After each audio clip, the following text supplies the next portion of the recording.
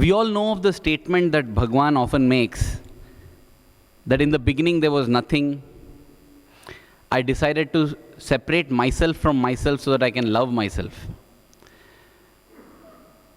A little deeper thought on this statement will make us understand that this is a statement that defines the birth of Dvaita from Advaita. One became many. Ekoham Bahusyam. And that is why we have all the opposites in the world. We have light, we have darkness.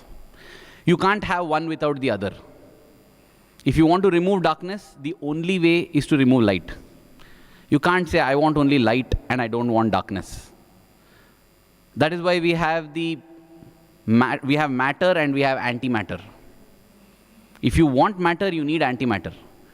That is actually the subject of many science fiction movies where different people, terrorists out to destroy the world, try to bring antimatter and matter together and create the biggest ever explosion, the Big Bang. In scientific parlance, that separation where one became many is connotated by the term Big Bang. There was just one small, what we don't know what to call that, and that just exploded in a Big Bang and has resulted in this whole universe. Spiritually, that is what we see as Advaita becoming Dvaita, one becoming many. And that is the reason why we have opposites in the world. We have joy and sorrow. One loses the meaning without the other. If there is no sorrow, you don't understand what is joy. If there is no salt, we won't understand what is sweet. To understand what is one, we need the other. The only way to remove one is to remove both.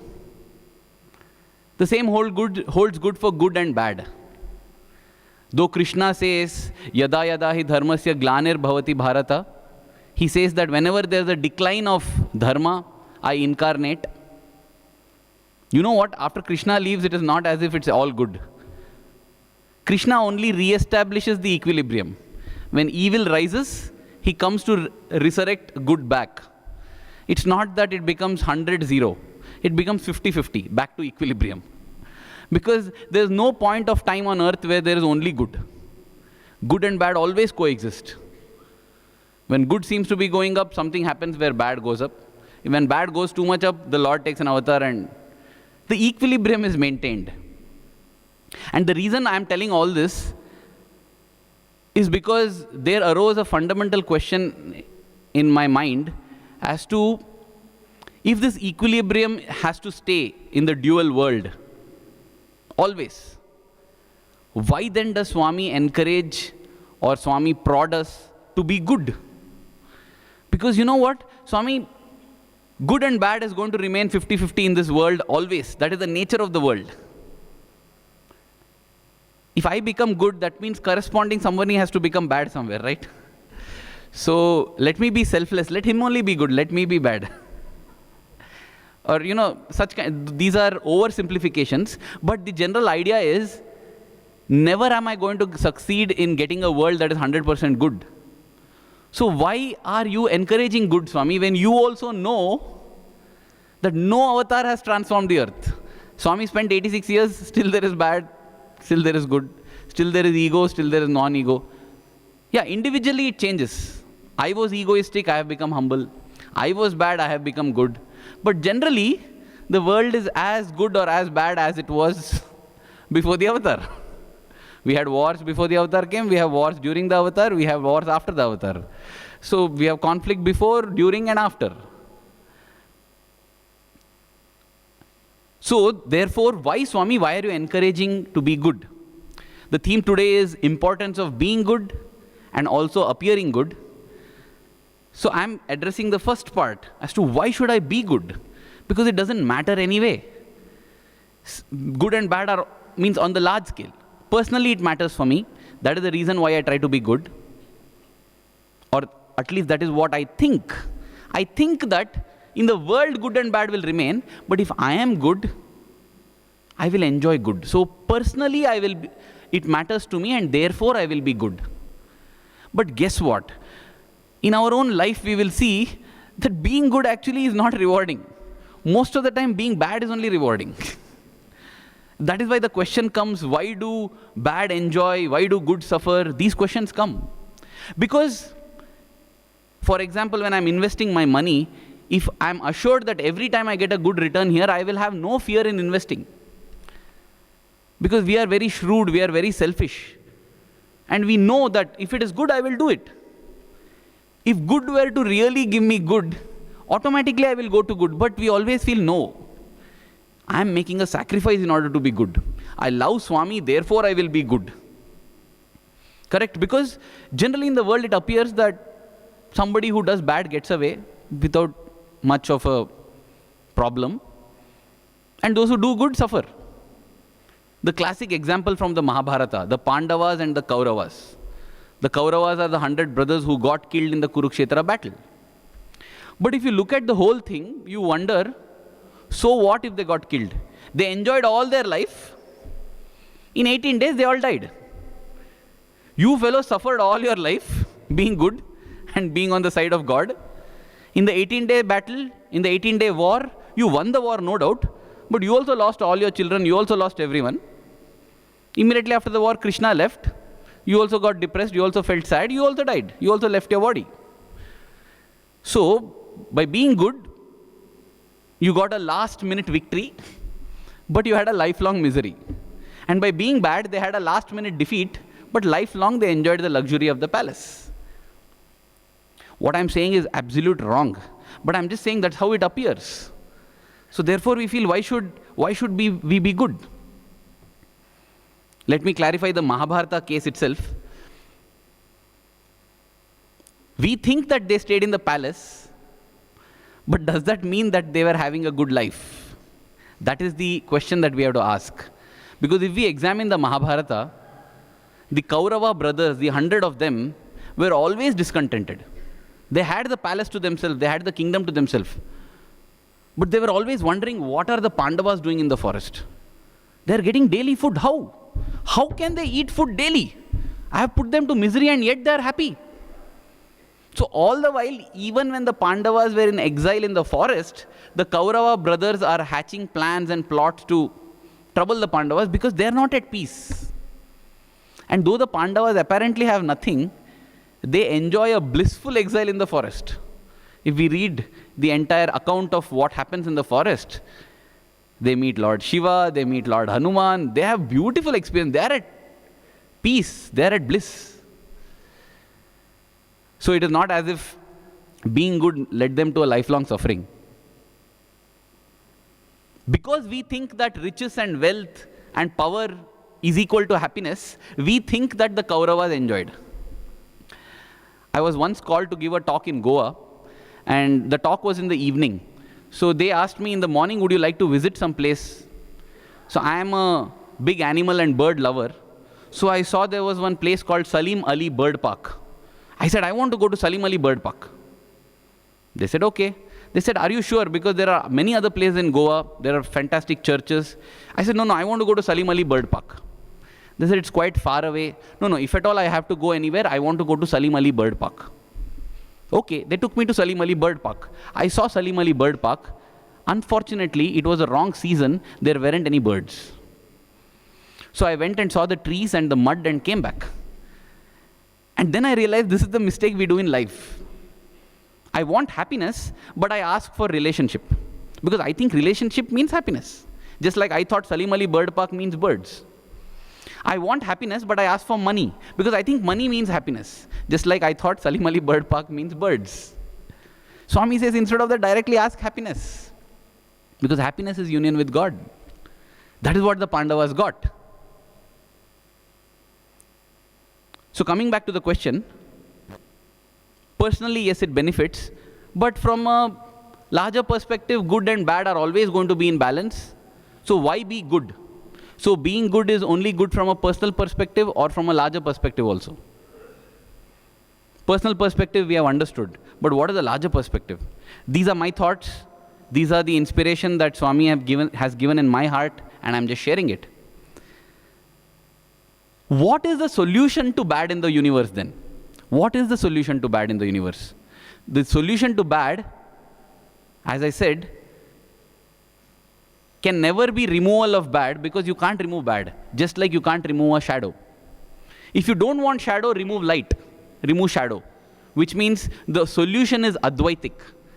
The solution is to realize the oneness of the entire creation. The solution is to go back to the source. That is the only solution. Because even when God came on earth, he couldn't remove bad. Because that is the nature of the dual world.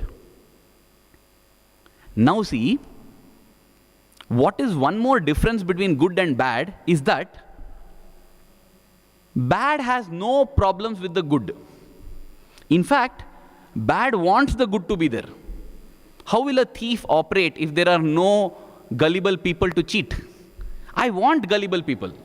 I don't want the world to become all thieves. Because if I steal from somebody, somebody else steals from me, then what do?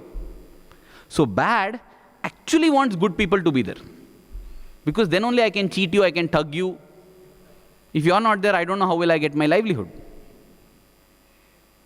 But the problem is, good is not happy with bad. Good is constantly trying to change bad or transform bad or destroy bad. These are the things that good tries to do. Either transform the bad or destroy the bad. And that is one fundamental difference between good and bad. Bad is happy with status quo, while good is not happy with status quo. It wants to change or destroy. And then begins the frustrating life for the good. Because you know what? The basic law is you can't change bad or you can't destroy it. It's always going to be 50-50. So good, if you, by chance you go and change one bad, one good is going to become bad. It's almost like that, like a chemical equation, which is in equilibrium. So good keeps trying, like many of us would have done. All our life we keep trying to make others good, change the world into good, and we see towards the end of our life that nothing has happened. The world is just the same. And we get frustrated. What is the use of being good? That is why I even give a topic like, why should I be good? Yeah, because why should I be good? It's not helping the world anyway. But it is only that frustration that leads us to search deeper and search within. Because the answer lies within. As I said, the answer is Advaita. And that answer lies within. And we will go within only when we are frustrated. When we are happy and having a nice time in our life, we will never try to go within. Why should I go within? When without I am getting everything. When outside I am getting everything, why should I go inside? That is why in the Mahabharata, the mother of the Pandavas, Kunti, when Lord Krishna asks her, what is it that you want? She says, Lord, fill my life with troubles. Krishna thinks, are you crazy? All your life you have had troubles. And you are asking for more troubles. And she says, Lord, I have thought of you all my life because all my life I had troubles.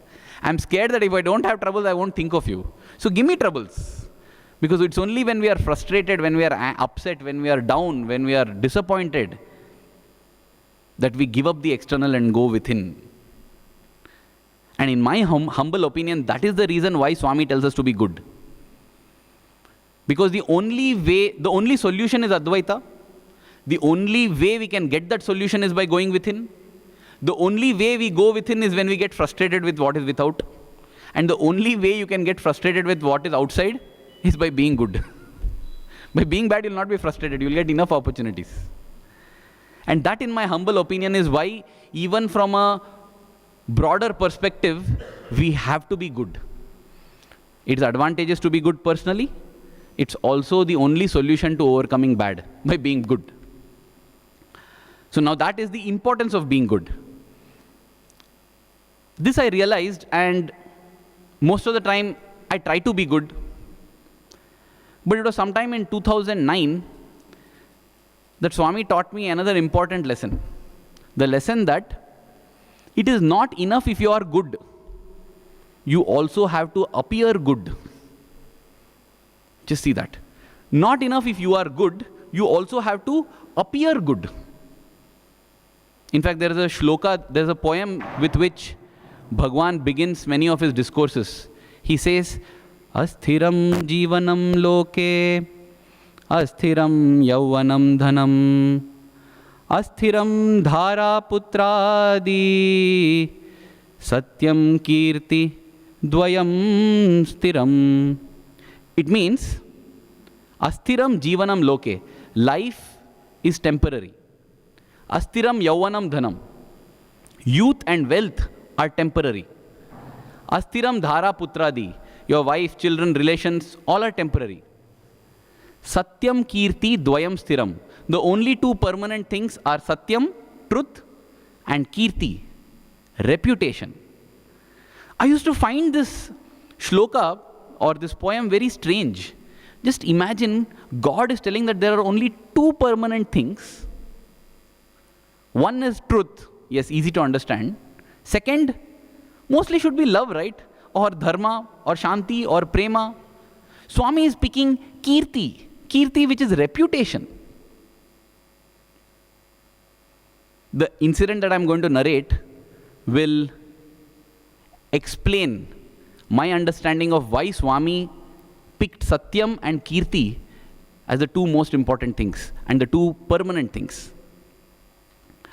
This incident began sometime in 2009, that is the 2nd of November 2009.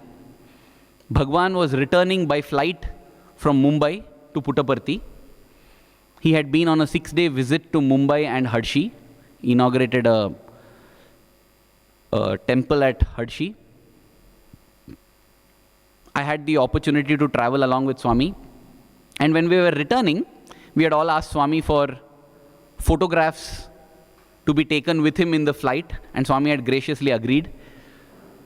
So I was sitting in the front taking photos, and one by one, the different passengers would come, sit next to Swami, take a photo and go back. Come, take a photo, go back. So this was happening. After a little while, the food and beverages came and they blocked the aisle. So nobody could now come to the front. They had to wait till the whole food and beverages cart had passed through. At that time, it was only myself and my colleague, Sai Prakash. He was with the video camera. We both were kneeling in front of Swami, just looking at him. It was a beautiful moment. And when some time passed, Swami asked me, when are your parents coming? I said, Swami, my father is going to retire this May. After he retires, if you say he will come here. Swami said, yes, let them come here. So I was very happy. Because the original plan was they would settle in Mumbai where he was working. But now the plan got shifted. Maybe I anticipated this plan because I had purchased a little flat and furnished it a little bit, of course with my father's money, and I was hoping that they would come here. Now Swami himself said that, so I was very happy. And then seeing that Swami was in a mood to indulge me, I just said, Swami, one prayer is there. See, my father had many opportunities with Bhagwan being his photographer. My sister was a student here. I had been a student, we had got our opportunities. I somehow felt that my mother had missed out. So I told Swami, Swami, my mother keeps thinking Swami, Swami, Swami, Swami, Swami. So please give her one namaskar, Swami, when she comes here. I thought Swami will say, yes, tappaga, why one? I will give 4 or 5, something like that. But instead of that, Swami countered my statement with a question. He said, your mother keeps telling Swami, Swami, Swami. What about you? He asked. I said, Swami, you know that. You know what I do. I mean, I didn't want to tell anything. I said, Swami, you know what I do. Swami said, yes, I know. You take a girl on your bike, he told. So I was really taken aback because this was not what I thought Swami would say. And then I remembered, yes, indeed, actually about a month or so before, I had taken a schoolgirl on my bike, newly purchased bike, to the hospital because she had to go to the ophthalmology department. So I had taken her. And I thought, oh my God, Swami is telling this. So I just said, yes, Swami, I had taken a sister. Swami said, she's not your sister, you made her a sister. So then I said, yes, Swami. Swami said, no, not on the bike. Now, I had purchased a bike because whenever Swami would go visiting the stadium or hospital, and he used to do that quite often in 2009, he inaugurated so many things, even in the ashram. So whenever Swami goes in the car, I'll take the camera bag, put it on my bicycle, and pedal behind him. And on one occasion, Swami had gone to the hospital, and I had furiously pedaled behind him. I had lost almost a kilogram by just going there. I didn't mind that. That was a good advantage. But the thing is, I would land up right in front of Swami, sweating like a hippopotamus, fully water covered. Actually, that's a wrong fact, because hippopotamuses don't sweat. They don't have sweat glands. That is why they're in the water always. But they appear like they're sweating always, because they're always in the water. Anyway, but I would be sweating like that, and I would be taking photos, so I felt this is not nice. I need to have a transport of my own. And so I purchased a bike. And as was the practice, whenever anybody, you buy a house or a car or a bike, you try to get the key blessed by Bhagwan. And I had tried for many occasions, trying to give that key to Bhagwan and show the key, and Swami had never seen it. Swami had not blessed it. In fact, on a later day when Swami was again going to the hospital, I was going on the bike, and a new bike, they say you should not go beyond some certain speed. And as I was going, I didn't see anywhere Swami's car or, that hooter or nothing was coming. So I stood and started calling one of my friends to ask whether Swami has left or something.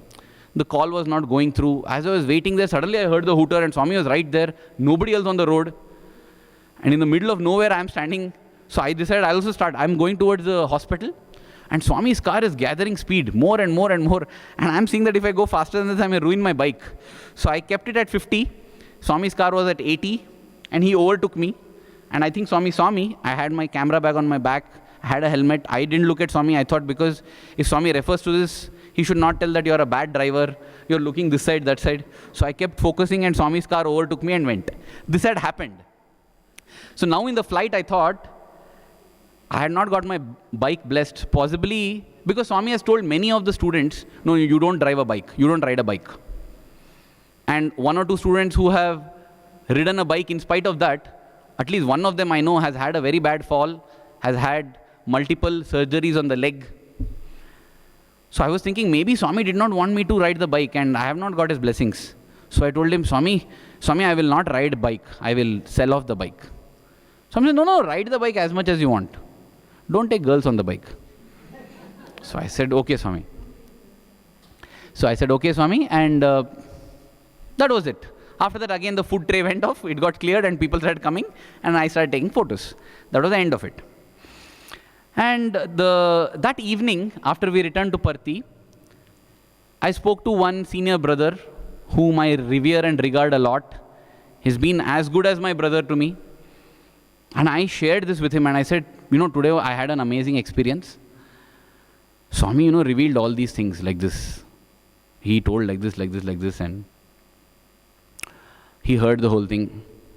And he said, see, he's been here for 20 years more than me. And he has had his long experience with Bhagwan. And he was telling, see, Arvind, in my limited experience, Swami is omnipresent, omniscient, no doubt. But the way he told you, I don't think he was showing his omniscience. I said, then what does it mean? In my opinion, somebody has complained against you to Swami. Somebody has told Swami that, Swami, your boy goes on with bike with a girl. Oh, I was wondering. I said, but brother, why will anyone do that? I think you have no idea. In this place, many people are concerned more about other sadhana than their own sadhana. So it happens. So I was thinking, okay, but who had known this, I remembered that statement that a narrow mind and a wide mouth often go together, So I definitely have a wide mouth. I just hope I don't have a narrow mind. So I was just shocked. I was thinking, are you sure? He said, yeah, I'm sure. Just think whom all you have told about this. I said, but brother, she's 12 years younger than me. She's a kid. That's what you think. That's only 1%, one part of what you are. Swami says you are not one but three. One that you think you are, one that others think you are. It depends on what others think.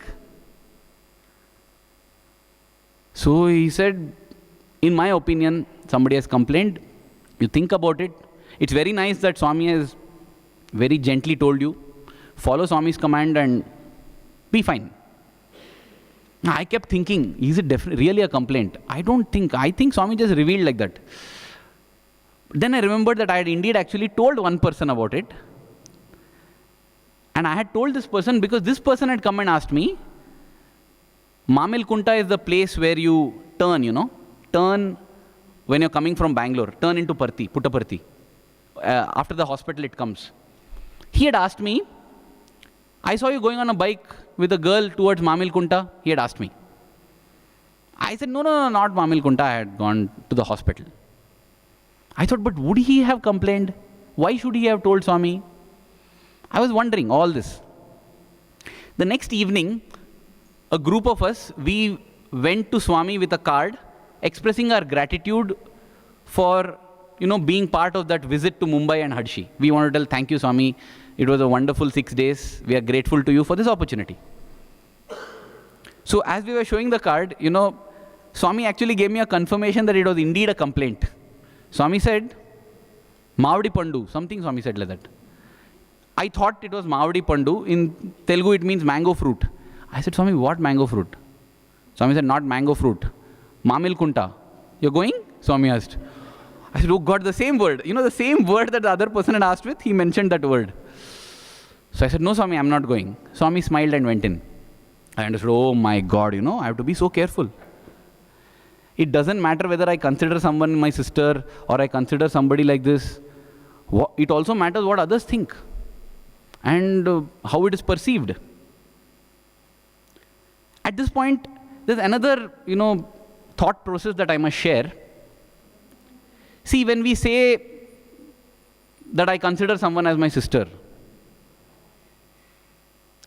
I can be assured that I will consider as my sister only when I am 100% having control over my mind. Swami tells the Chinnakatha of Raja Janaka. He wanted to get the ultimate. And the Guru said, I will give you the ultimate, but I want you to give your mind to me. He tells the Guru, I offer my mind to you. The next day the Guru tells, sit here, I'll be back. And Raja Janaka is sitting. Suddenly there's a big fire in the palace. And they come running to Janaka and say, Maharaj, palace is on fire, the queen, everybody is in danger, we have to do something. And Janaka sits. He's simply sitting there. Nothing stirs him. He neither expresses joy nor sorrow. And then they think that the king has become comatose maybe. So they go run out. That is when the Guru comes and gives back his mind to Janaka. And then Janaka begins to respond and do his duties. And he later says, how can I take decision or do anything? I had given my mind to Guruji. So now I've given my mind, I can't do anything. In order to give our mind, we have to have absolute control on the mind. Only what is in my control I can give somebody. I can give somebody 100 rupees if I have 100 rupees. So also, I may say, Swami, I'm ready to do whatever you say. What if Swami tells, control your mind? Am I ready to do it? Am I capable of doing it? When I tell Swami I will do whatever you say, I mean, Swami, if you tell me to go and fetch water, I will fetch. Because I have some control over my body. But if it involves things with my mind, do I do? Because Swami simply says, yeah, you will do what I say. Listen, you are God, I am God. Swami, tell something, other things. Tell me to do bhajan, I will do. When we say, Swami, I will do whatever you say, I am meaning only in the bodily realm. Because that is the only place where I have control. I have no control on my mind. So how can I promise Swami I will do anything when it pertains to the realm of the mind? So coming back to this scenario, when I say somebody is my brother, no, I was not wanting to do this. I watch television, but I don't watch negative things. That may be true as of now, but I don't know how my mind will change. So it also needs us to be careful. I can walk a razor's edge only when I'm sure I have got control on my mind. Otherwise, we never know how it happens. So many relationships begin as brother-sister, begin as friendships, and they end up somewhere else. So many things in this particular case. So, anyway, when I got this hint, I said, okay, Swami, no more. I will never take a girl on my bike. That was my decision. Now, that happened, and several months passed. It was now December of 2009. 2 months had passed since this episode in the flight, and it was all fine. In the mandir also, Swami would take letters from me. Swami would smile, nothing. Swami was not upset or anything. It looked like he had just given a suggestion or an indication. That's all it was. Now in December, devotees of Singapore had come to Prashant Nilayam and they had put up a wonderful program in Bhagwan's presence. I think it was the 10th of December. A program called Bank Balance. They had put it up, and at that time, I have a brother that Swami has gifted me. He's my neighbor also. His name is Amay Deshpande. And we two have studied together, we have been together, we still stay together, we still dine together. As far as anybody is concerned, we are like brothers only. Now, his sister stays in Singapore with her husband and 2 children. And they had come as part of this visit.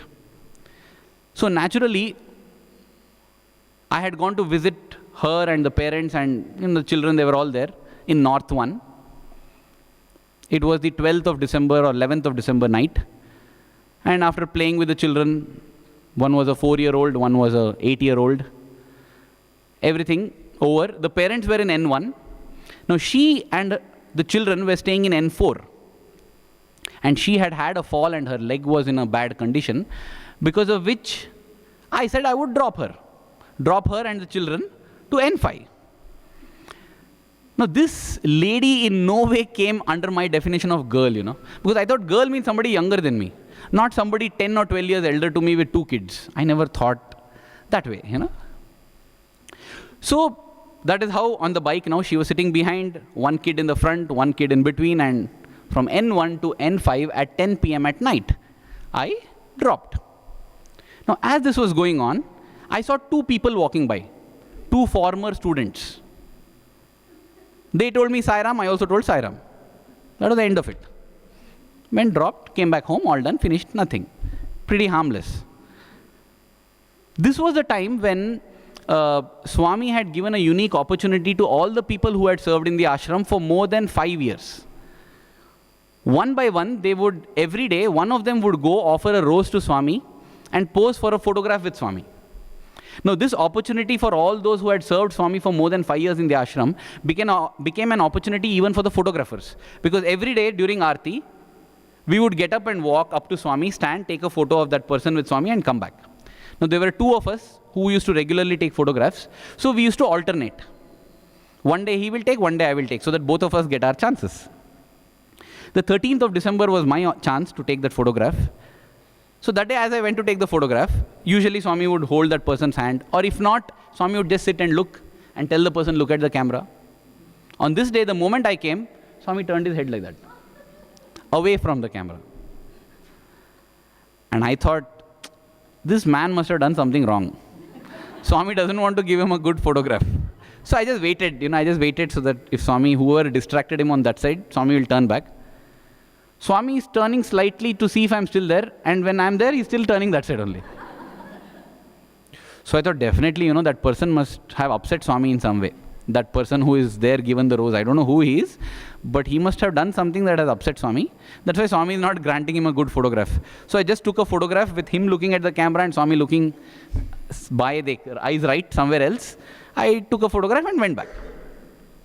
And then that night, a few of us, colleagues at Radio Sai, we had all decided to meet up at one of our rooms in the ashram, so that we thought we will all cook together and have a nice dinner. That was the plan. So as I was heading out to the room, I got a call. It was from Professor G. Venkatraman, my boss at Radio Sai. He was calling me to his room. So I went to his room. And as I entered his room, he said, "What business have you got to take girls out at night?" He asked me that and I was shocked. I mean, it took me a few seconds to understand what he was referring to. And then I said, sir, that is not like that, sir. I mean, you're putting it very badly. It is not that. Sir, that is Amay's sister. I was trying to tell. He said, just shut up. You know how upset Swami is? I said, oh my God, now one of those two have complained or what? I mean, what, these people are so jobless or what, that they go and complain about each other? But no, I didn't know. I'm not sure. I don't know if they have complained. I don't know if this is omniscience. There's nothing. I don't know now. So I just didn't speak anything. He said, Swami came. GV sir used to every day have dinner with Swami. And he said, Swami came and told me, you and your boys all are horrible. And Swami said, nothing. And he kept lambasting. He kept scolding me. I didn't even understand what had happened. In the end, he told that there is this boy, your fellow, he's going around on the bike at night with a girl.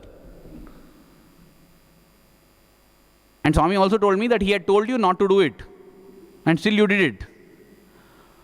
Now all this is true, but how do I tell that I never thought that that's a girl? I mean, how? I thought girl means girl, not a woman or a lady or a...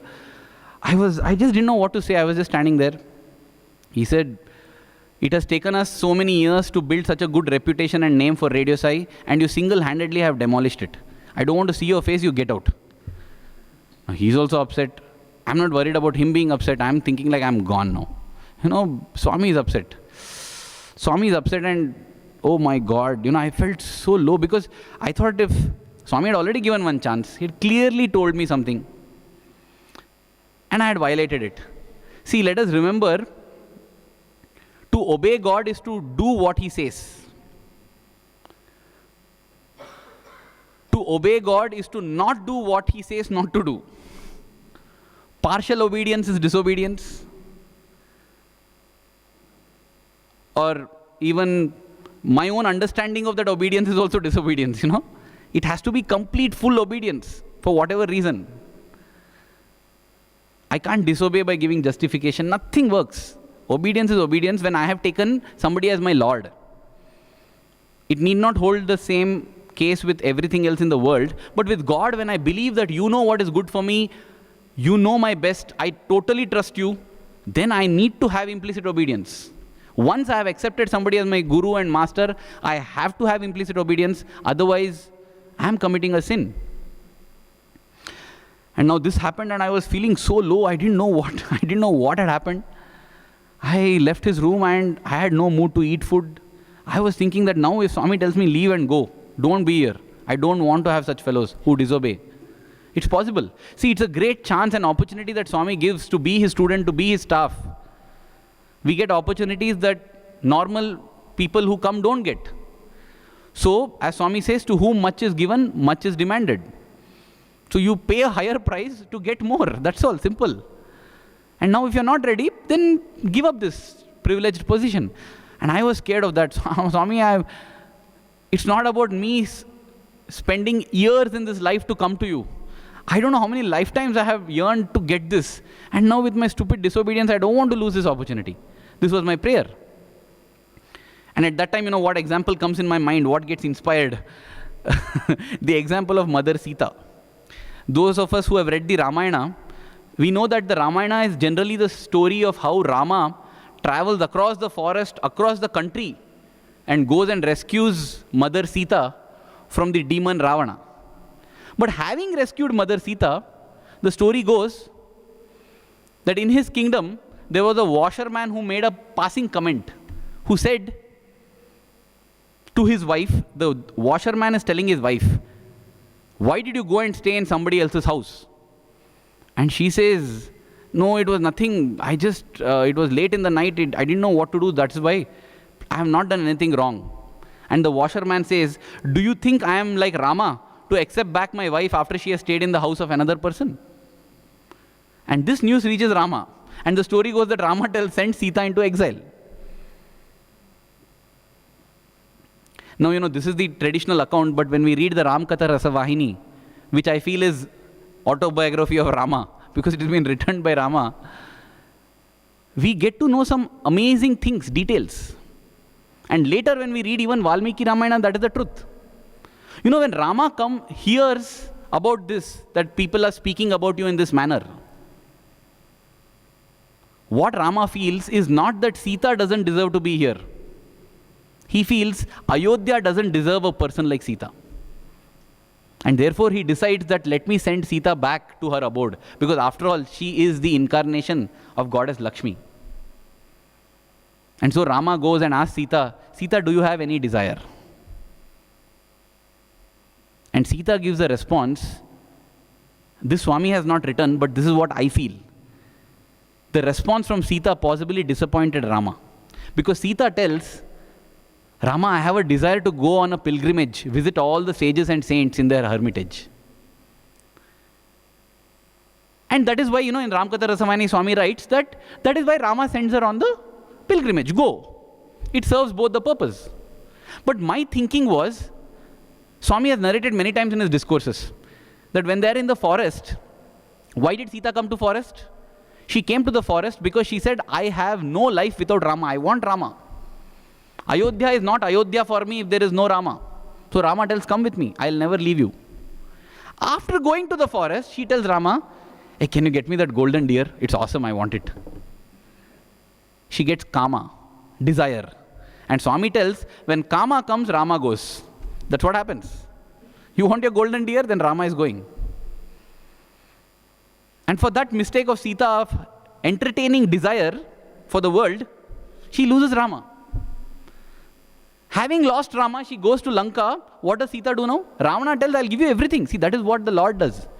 You want a golden deer, now I'll give you a golden city. Sita is taken to the golden city. Everything is gold there. And Ravana tells, I'll give you everything. But Sita is wise, no? She says, no, I don't want all this. She is wise and she is playing a role in the drama, that's all. As a message for all of us. So she tells, I don't want anything, I want only Rama. So in the kingdom of gold, Sita sits with one torn sari all by herself on the hard ground and says, I want only Rama, I want nothing else.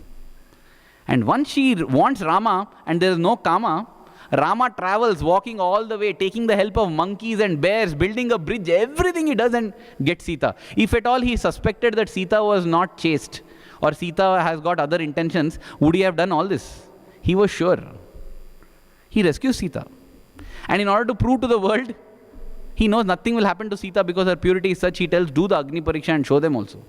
She goes through fire and emerges unscathed. There can be no doubt about her purity. Then why did Rama listen to the dhobi? Why did Rama listen to the washerman?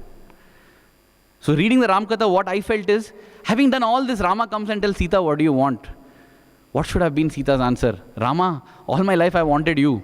I have got you, I want nothing else. But we make this mistake, We come to Swami and then say, Swami, give me wealth, give me power, give me this, give me that. When we wanted to come to Swami, we wanted only Swami and nothing else. But having got Swami, we think, now we have got Swami, I can chase other things. That is a mistake. Swami says, okay, go. You want the world, go to the world. When you're ready for me, come back. So I feel Rama might have got disappointed. Sita, you still not learnt. I'm asking you what you want and you're still telling you want to go to the hermitage, go.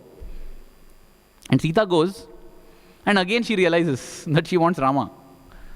That's why her life in the hermitage is peaceful. And in Ramakatha, Swami writes that after Sita leaves Ayodhya, the whole of Ayodhya is struck with so many misfortunes. It is in order to remove these misfortunes and sorrow and despair and disappointment that Rama does the Ashwamedha Yagna. So you see, Rama did not punish Sita. He punished Ayodhya. You cast aspersions on purity, you will suffer. Because purity will leave and go, then you will suffer. So many things get clear. We get a proper perspective when we read Swami's works. So I was at that time reminded of this and I was thinking, if Rama could send Sita herself to the forest, who am I? I am not even 1/1,000,000th of what Sita stood for in purity. So naturally, I think I am going to get kicked out only, This was what I was feeling very sad about, feeling very bad about. But then something interesting happened. What happened was I called one of my colleagues and I broke down. I said, goodbye man, I think I'll be gone. I don't think I can stay longer here because I'll be kicked out surely. I've done this. And I told him what had happened. He said, this is a great blessing. I said, are you mad? This is a great blessing. How is this a blessing? He says, see, whatever Swami does is a blessing, that's all. When he gives us love, it's a blessing. When he scolds us, it's a blessing. So whatever Swami does is a blessing. That's why I'm saying this is a blessing. Later on, he called and told me what Professor GV had told him. He was my senior in the office. So Professor GV had called and told him. He said that, see, what actually happened was Swami told all this about him, and in the end Swami said, you tell him, advise him properly. And then Swami left to retire in the room. As he went to the lift, he again sent word for me. And when Professor GV went to Swami, Swami told him, don't scold him too harshly. His heart is little soft. He'll be heartbroken. Tell him little gently, okay? Swami told. So he said, see, Swami has got so much concern for you. So you should celebrate. But still, I could not celebrate. Because I said, if he has concern, then when I leave this place, I'll feel even more bad, you know. I'll feel even more bad that for some stupid thing, I have left the love of my life. So I was feeling miserable. So what I did was immediately I called up my other fellow photographer, you know, and I told him, hey, that from tomorrow onwards, you only take photos daily. He said, why? I said, no, it's a big story. I don't think I'll be photographing. And that day, I went to the mandir and I'm sitting there. And when I'm looking at Swami, I'm getting tears in my eyes. I'm trying to tell Swami, sorry, Swami, I was foolish, I was stupid, I didn't do all this. Don't you know what's in my heart? But Swami sat. And I'm closing my eyes. When I close my eyes, the tears are dropping down and I'm slightly wiping it like that. And then I'm noticing that when I'm closing my eyes, Swami is actually looking at me. And if I open my eyes, again he's looking away. I felt so happy, you know. Because, you know, that is the beauty. When God consciously looks at us, we feel happy. When God consciously ignores us also, we feel happy because it's being done consciously, right? Swami, you are purposely ignoring me. So that means you know of my existence. Swami, you are purposely looking at me. Purposely ignoring me is as much knowledge of my existence as purposely looking at me is. Correct? Now, if we think in this manner, God doesn't do anything without knowledge, right? Everything He does consciously. Which means anything that happens to us in our life, we should be happy. Because everything God is consciously doing it for us. Whether it's happy or sad. But these are lessons that I look back now and I have learnt. At that time, none of these struck me. At that time, it was only sorrow and tears. So I just felt, okay, let me close my eyes only. At least Swami look at me then. Because first stage of darshan is when you look at the Lord. But the greater darshan is when the Lord looks at you, when Lord has your darshan. So that is more satisfying. So Swami, you look at me, I'll close my eyes. And at the end, the Aarti got over, and after the Aarti, that person came, another person came with a rose. I had decided, as I said, not to go for the photographs because I understood that Swami is not upset with the person sitting by his side, Swami is upset with me. And because of that, everybody's photo will get ruined. So let somebody else take the photo. As the other photographer, Ranjit, he got up to go. Swami, the corner of the eye, is looking at me whether I'll get up. I didn't get up. Swami seemed happy. He gave an extra big smile that day. And Ranjit was thinking, oh, I was thinking you're getting a smile because of me. You know? That's also my ego. But I thought like that. And that's what happened, and it went on, you know. It went on for several days. Then one day, Chakravarti sir called me. He was the secretary of the ashram then. Now also he's only the secretary. He used to come behind Swami. He would be in Swami with Swami in the car. He called me one day to his office. And he said, you know, he's a very diplomatic person. So he said, what is this I'm hearing about some bike, something, what happened? I was sure he knows the entire story through and through. And I was sure that Swami must have told him. And later I found out that was the case. Swami had actually told him also to come and advise me. He had apparently asked my boss, GV sir, did you speak to him? He said, yes. Swami told him, now you go and speak to him. I had told him. So I told him, sir, this is the way, sir, that is Amma's sister, sir, she's much elder to me. I never thought this, sir. Swami had said. So he said, see, what you're doing depends on the color of the glasses that people are wearing. Okay. So when Swami has clearly said, ride the bike by yourself, go anywhere you want. Why do you want to carry anybody? Don't carry even an 80-year-old. Okay, sir. He said, write an apology letter to Swami. I said, yes, sir. Now I knew, see, these people who stay with Swami, they will never come and tell anything on their own. They can't afford to get attached towards someone or not like someone. They have no likes and dislikes. Swami's likes and dislikes become their likes and dislikes. So I was sure that when he's telling me to write an apology letter, it must have been Swami only who has told him this. And I felt so touched, you know. Where else will you get a Lord like this, see? He's telling that, you know, I'm upset, so you write an apology letter to me and I'll be fine, you know. So I felt very happy. I came back and I wrote a letter. That day in the darshan when Swami was coming, I tried to give. He didn't look at me. He went. I said, okay, no problem. He has only told me, so I'll do this. I kept trying 2-3 days. Nothing happened. Again, Chakravarti sir called me. This time he was a little angry. He said, you fool, I told you to write an apology letter. Can't you write? I said, sir, I wrote. But Swami is not taking. What do you mean Swami is not taking?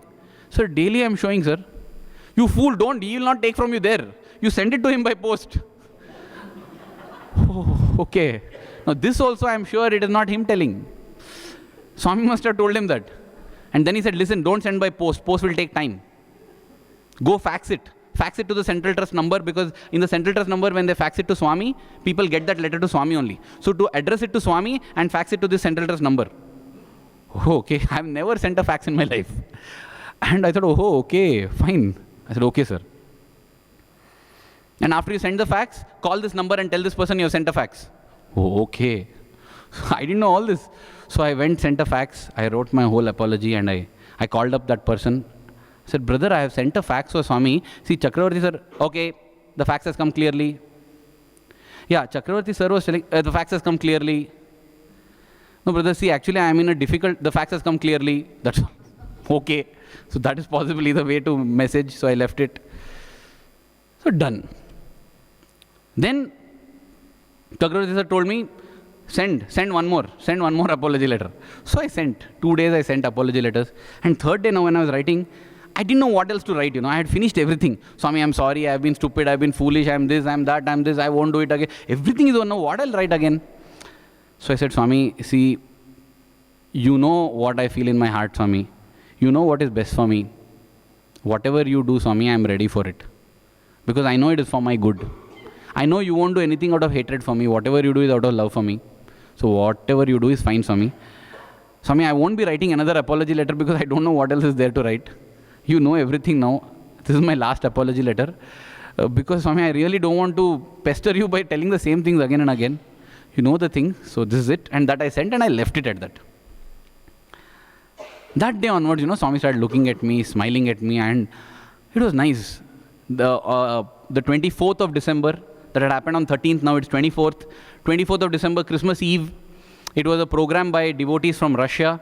And I was not sitting near Swami. I used to always sit a little behind because yeah, I didn't want to upset Swami with my face. So I was sitting a little behind.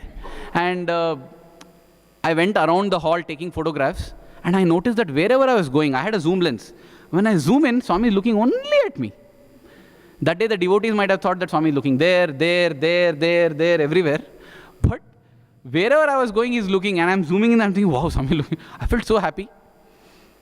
And once I was standing far and I was zooming and I said, Swami, are you really looking at me or am I thinking that you're looking at me? It often happens, Because when Swami raises his hand, you'll see 300 people raise like this. Because everybody feels Swami blessed me, I said, Swami, you're really looking at me, right?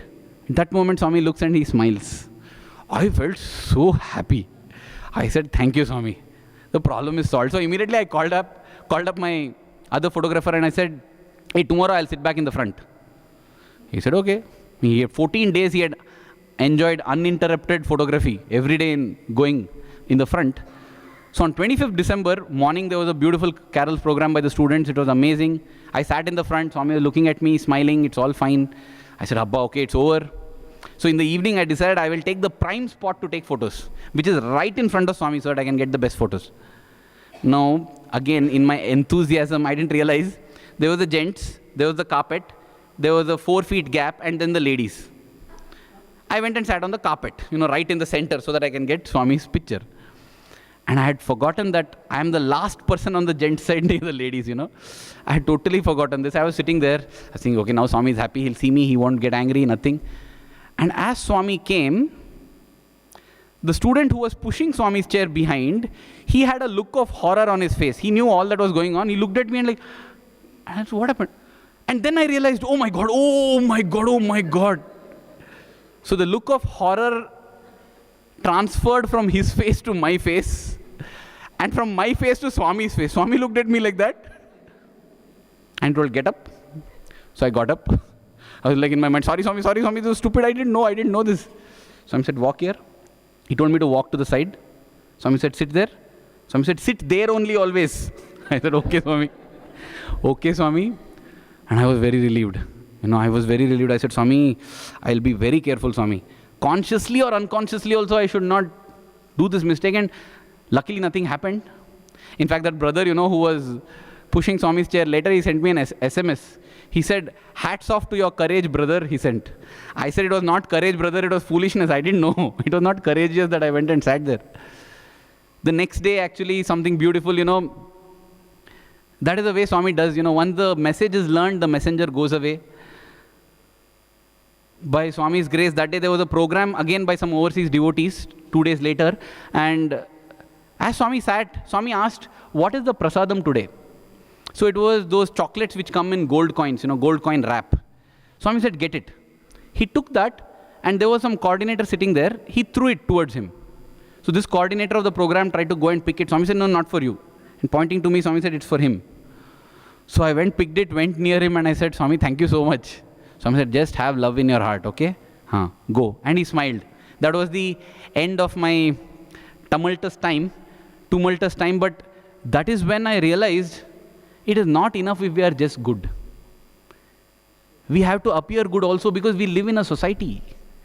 Swami had said in many discourses, you are not a Vyashti Jivi. You are not an individual. You are a Samashti Jivi. You are a person of society. You can't walk naked on the road and say, I don't care. You may not care, but there are people who get affected all around. And since you live in society, you can't do this. You have to follow norms of society. In the early 1940s, a Digambara Swami had come to Swami. A Digambara Swami, Digambara means one who has the clothing of the sky, meaning he is not wearing any clothes. So he had come to Swami. Swami didn't give him an interview. Swami didn't give him a ring. Swami didn't give him a chain. Swami gave him a towel. Swami said, wrap it around yourself. Swami said, if you really feel you have renounced the world, go away from the world. Why are you staying? Why are you staying here in the world? And then Swami called him. See, that is the love of Swami. He is not here to point mistakes. He is here to correct us and transform us. Swami said, I know you are scared, right? You are scared that if you go to the forest, who will take care of your food? That's why you want disciples. That's why you want to stay in the world. I feed a lot of beings in the forest. I can feed you also, don't worry. But if you want disciples, if you want to stay in the world, then follow the norms of the world. Don't do this. That is what Swami advised him. Swami was a teenager that time. And this was a 70-year-old Swami. With tears in his eyes, he accepted the towel and went. Just like we accept a ring from Swami or chain from Swami or vibhuti from Swami, he accepted a towel from Swami. So therefore, when we live in society, we are bound by the rules and norms of society. We have to stay like this. Swami gives the example of the human body. He says, look at the cell. The individual cell has its own organelles. It has the mitochondria, it has the nucleus, it has the DNA for everything. Everything, it's independent by itself. But if the cell decides that I will do what I want and does whatever it wants, it becomes a cancer, which you have to knock out. Why? Because a cell, you may have your own individuality, but you are part of a tissue. You are part of an organ. You are part of an organ system. You are part of the human body. And Swami says, we think that it ends here. Cell is a part of tissue, tissue is a part of organ is part of organ system is part of the body. Swami says it doesn't end. Body is a part of society, society is a part of nature, nature is a part of God. Everything is God. We think that we are one separate unit. No. It is as foolish as thinking that the cell is a unit. Swami says, no, you are actually a part of society. It goes on. The hierarchy goes on. It doesn't stop at the single body. You are part of society. Society is part of nature. Nature is part of God. It is only this wisdom, when we get, we will be able to go beyond good and bad. Because this is Advaita, that everything is divine. So Swami says, if you think you can attain God by not caring about society, by not caring about nature, you are wrong. Because you are part of society, you are part of nature. It's as foolish as the cell thinking, I love the body, but I don't care about the heart. I don't care about the lung. No. If the toe gets gangrene, the whole body can die. The hand can't think, at the toe suffering, I won't. No. That's why Swami says, when a thorn pricks the leg, the hand automatically pulls the thorn out. It doesn't say, I did seva to the leg, I did service to the leg. No. I just did what I'm supposed to do.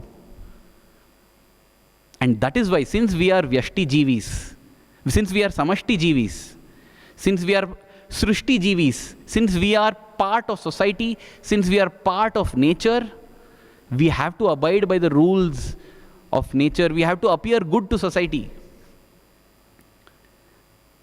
Coming back to the shloka, Satyam Kirti Dvayam Sthiram, in my humble understanding, Satyam or truth is being good.